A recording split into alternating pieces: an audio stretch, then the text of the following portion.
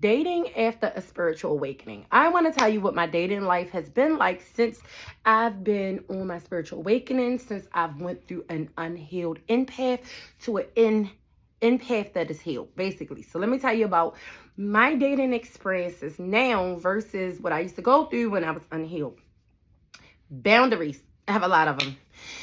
If I could sit through a whole dark night of the soul and go through a whole ego death in the stages of a void and cry my eyes out for 2 years on end and connect to God and get to find myself, it is no way in this world that a human being of the male species is going to disrespect me.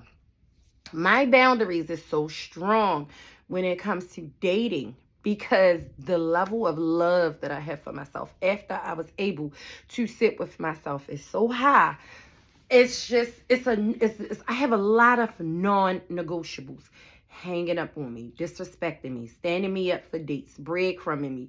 Those things don't exist in my world anymore. So if I meet a guy who remotely resembles an unhealed male individual, you don't have access to my life.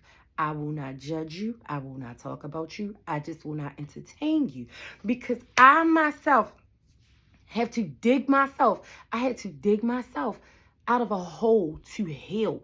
It took a lot of energy for me to heal and to get to this level of loving myself that I will not allow a man or female.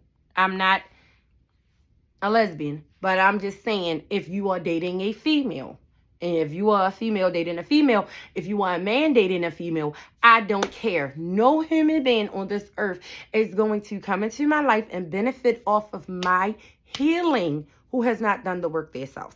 So dating in this stage is not hard for me because I don't even think about men like that. I'm telling you, my nervous system is so calm that I was talking to this guy. We was texting back and forth. And I told him, I didn't tell him anything. We was texting. And I put the phone down to go downstairs to make me a snack. That's another thing. Since I've healed, I don't have my phone connected to my hip no more. It's not even that important. Long as my kids can get in contact with me and my closest family, that's it's not even a non-negotiable. I'm not walking around with my phone glued to me like I used to, waiting on edge for the next text. I don't do that anymore. So anyway, back to the story. I put my phone down, went downstairs, made me a snack, and I came back upstairs. It was a good 15 minutes before I realized I was even in a texting situation with a person.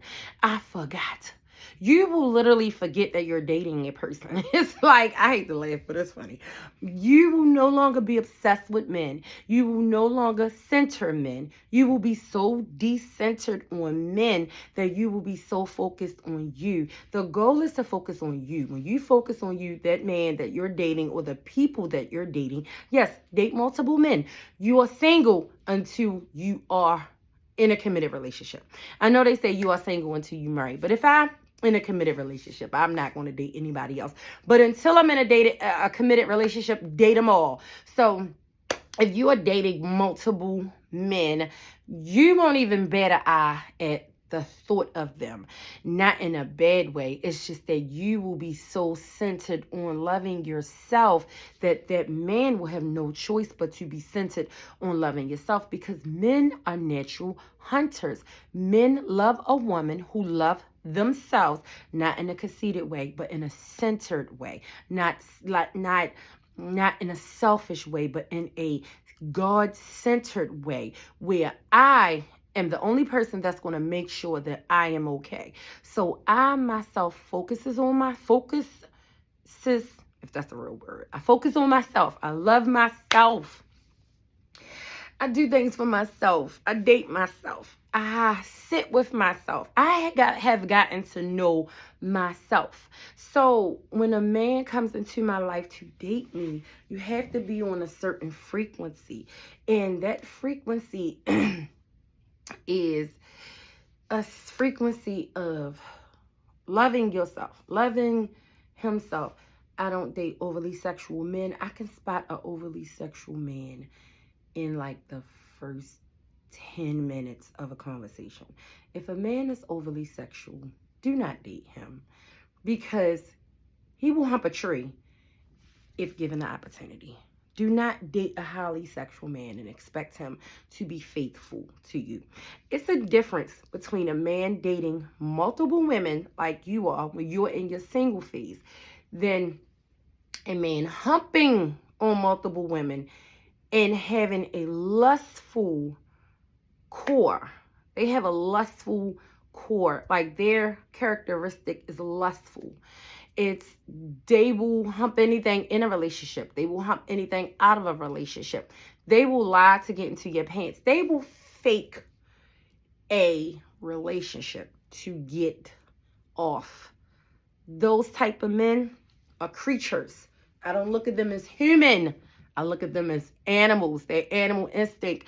Leave them out. Let the wolves have them. You do not want an overly sexual man. You want a man that's soft, gentle, and kind. And that kindness comes from your heart. Judge a man of how he treats you when you're not around. And judge a man that comes around and say, I thought about you today. I know you like to eat oranges. I just know that sweet tea is your favorite drink. I know you like pink roses. I meant just the littlest things. And he thought about you when he didn't have to. Date the man who talks about you in a manner as if you were sitting right next to him. He brings out all your good points when he talks about you. He don't talk about your sexual escapades to his homies, his boys, his partners, his friends.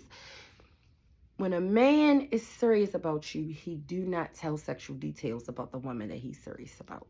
He keeps that locked up in a safe. He keeps you protected at all times. He do not tell sexual stories about what you did. The glow in his face will just show when you're not around. That is a man that you can feel safe with. So when you start to heal, your dating will be different. The type of people that you entertain will be different.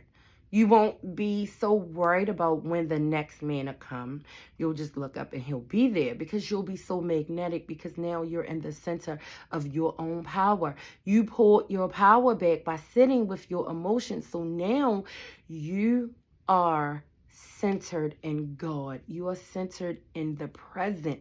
When you are centered in the present, all the blessings, all the desires that you had can find you. They can only find you in the present. They can't find you when you're in your mind wondering, do this man love you? Do this man want me? Do he like me? Do he like me more than the other girls he's dating? Take your mind off of that. If a man is dating multiple women, which is nothing wrong with, as long as you know, as long as it's open that I'm dating multiple women because we're not in a relationship and I just want to date until I find the one, that is fine. Don't trip over that. Don't give him your all. One thing, give him the bare minimum. When you give the man a bare minimum, he will give you his all.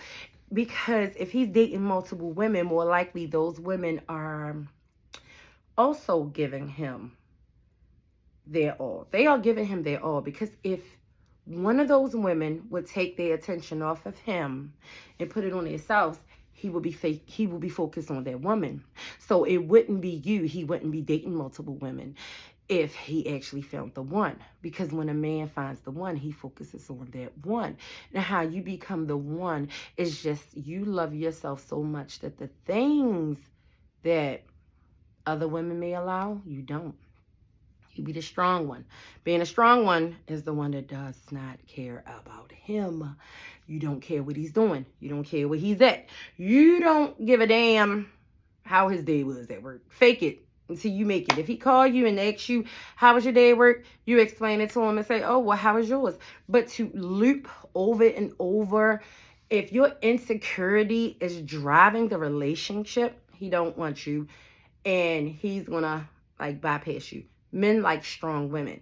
And being strong is not being ignorant or rude. It's just being self-love. It's just being in your essence, in your body, present with yourself, and loving on every aspect of yourself. Love every flaw about you. If you want that man that you are dating to love you the way that you love yourself, just focus solely on loving you. Focus solely on pulling your energy back to its center, and watch how you magnify his attention, and you actually pull his attention away from the other women who are man focused, who are focused on him. He is focusing on you because you is focusing on you. It's a mirror. Focus on you. Do not focus on that man. The less you focus on him, the more he will focus on you. Always love yourself. Always center yourself in yourself. I know if you're coming from being an unhealed empath, you want to make sure that the man is comfortable. You want to make sure that you're doing everything right. Do not be a chameleon and conform to what this man wants. Do not say, oh, he likes to do this. Well, I'm going to change because he likes to do this. He likes to eat this. He likes to go this places. I am going to do that too. No, he don't want to date himself. He wants to date something different. That's why he chose you, because you're different. But when you start to conform yourself to the way that you think he wants you to be, he no longer wants you. He wants a challenge. He wants a challenge. Men love challenges. Ask that man for money. Make him spend money on you. Make him take you out. Make him take you to restaurants you have never been to. It's an adventure. They love that. But if you stay stuck in a normal, he will treat you like a normal woman.